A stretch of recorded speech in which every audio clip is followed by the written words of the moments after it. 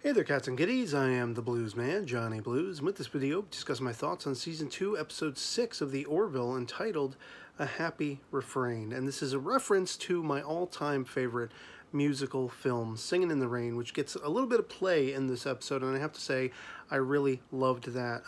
It's just my all-time favorite. Technicolor, big, fantastic glamour up on the screen, Debbie Reynolds, Gene Kelly, and such like that. But I did think the episode on whole was interesting, I guess, is the word I'm going to use. There was a sweetness to it, a bittersweetness to it, this love affair between the Doctor and Isaac, which was somewhat reminiscent to me of many times they sort of kind of skirted the line of exploring that aspect of Lieutenant Commander Data in Star Trek The Next Generation, although I would argue that this was a lot more sort of engrossing and in depth as far as they went a little deeper down the rabbit hole. Usually, Data would be confronted with a human female of some type having an interest in him, and they would just sort of, stonewall the whole thing because he's an android, he can't love, and that's it. The woman in question that had the interest would basically be stonewalled and have to sort of just go on her merry way, find a way to deal with the fact that there is going to be no reciprocation, And in this episode, again, they went much further down the rabbit hole than I ever would have imagined, actually bringing about the realization that Isaac is an incomplete robotic form, a robotic life form without Claire, without the Doctor being a part of his life now. He's adapted to her and he's evolved, sort of fitting her into his every essence, his every bit of being, and it was perplexing and intriguing. I did think it was a little bit unfair of the Doctor to suddenly cut him off and want nothing else to do with him, because she's the most intellectual person on the ship. Everybody knows it, everybody says it. They all look to her as far as, being the example by which they all should, live their lives, or a point to aspire toward. And yet she's kind of backward. It goes antithetical to that characterization for her to suddenly cut off Isaac, in any way, shape, or form, any communicative form, because of some of the mistakes he makes, which comes on the advice from others, like Lamar and things like that. She should have recognized the fact immediately, as Ed says of her.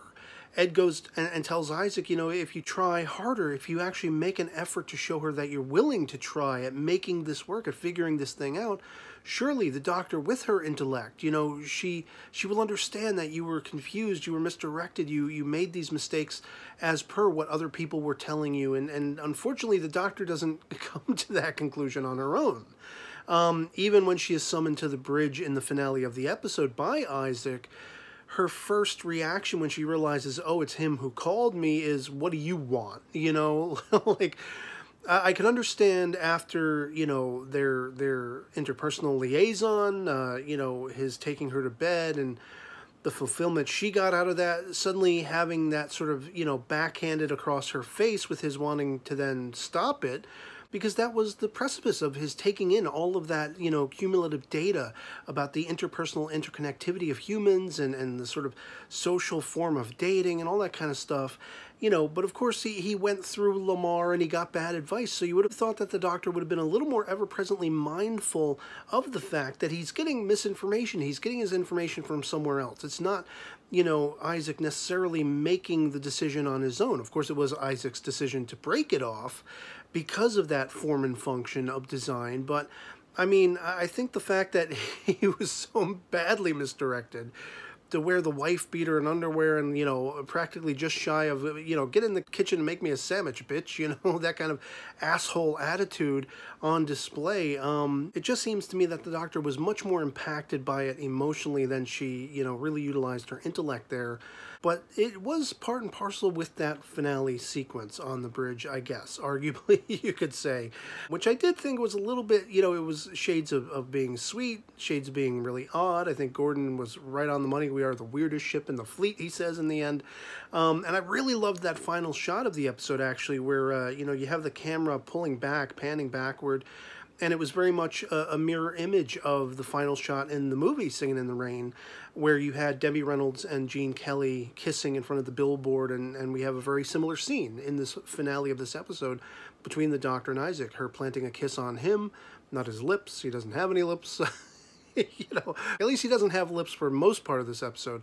That was another thing I thought was really shocking and surprising in a delightful capacity, was being able to see both he, Isaac, and Yaphet actually swapped out for a humanoid form. And I'm wondering if it's Mark Jackson who was actually playing the flesh and blood, simulation version of Isaac in the simulator. But we definitely, absolutely had Norm Macdonald, the actor-comedian who voices Yaphet, in the flesh in this episode, doing a little Mr. Fantastic, sort of plastic work, grabbing across the bar and grabbing the bottle of booze or whatever it is. And I just thought it was awesome seeing both of them in the flesh, for the first time in this series. I thought it was a really cool little thing that they decided to do.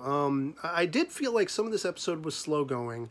But I remember, they really upped the comedy in this particular episode again. It's the first one of season 2 thus far that really had more comedic bits and beats. And I did actually laugh out loud when Gordon and Lamar, when they first find out Isaac has been asked out by the Doctor, and they're like racing each other to get to the bridge because they want to debut the news to the captain and Kelly and everything like that, and that whole conversation. Which leads me to another aspect of the episode that I thought was a little bit off-putting for me. The character of Tala was only just introduced in the previous episode, and I feel like she is much too comfortable on the bridge and intermingling with the rest of the characters. I really get a highfalutin sense that, for all intents and purposes, this is supposed to be the Alara character. This is supposed to be Alara, who's been around for a while, who's, spent a lot of time amongst this crew, and she's part of the family. Tala is brand new, and I feel like they immediately just transitioned into her being like it's been her all along. That's the feel of her character, the way she interjects into conversation, and they cut to her during certain lines and that she, shouts out. And it feels like there's a lacking element of, hey, I'm new here. I have to kind of work about to fitting in, and it's going to take a little while. It's going to take a little time for me to settle in before I feel necessarily comfortable just, throwing things out there, making exclamations that add to the conversation. And maybe that's just my own personal bias because of how much I loved Alara and how sad I am still to have seen her go, Halston Sage, that kind of thing, and still very much on that learning curve of warming to the Tala character, but she was included every time Kelly went to talk to the Doctor, vice versa, about her sort of making moves on Isaac, having an interest in him after the date, what the date was like, how it played out. And I just feel like, she's so new to the crew, she shouldn't necessarily even be a part of that conversation. I mean, just for the fact that she's female, that would have been Alara.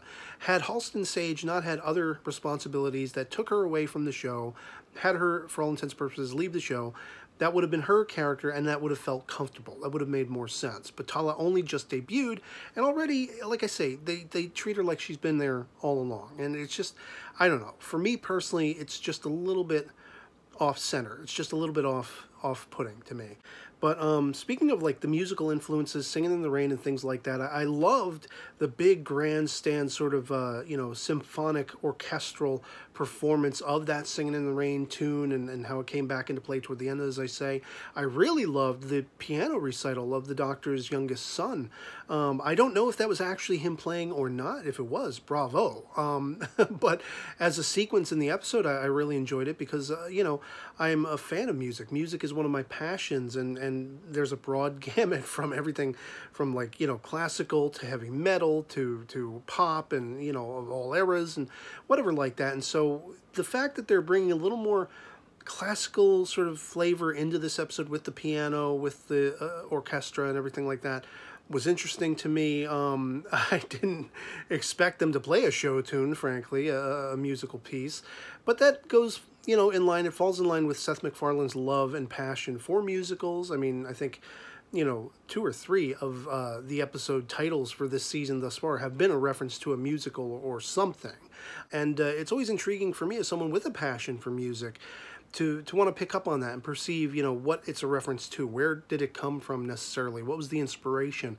I mean, the entirety of my all-time favorite anime series, Cowboy Bebop, every single episode or session, the title for which, every single one was a reference to some song or some piece of music. And it was always a fun thing to not only experience the storytelling in the episode, but then to look at the song or look at the reference to an album and sort of pinpoint, okay, what was the inspiration there? Why did they choose that in this particular episode? And similarly so with this episode of The Orville.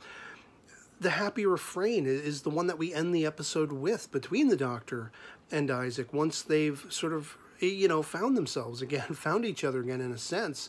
Even as odd and strange as that feels on the surface of it, there was a thorough development, a thorough evolution of both of these characters, and it was highly unexpected on the side in the favor of Isaac, who is this robotic form.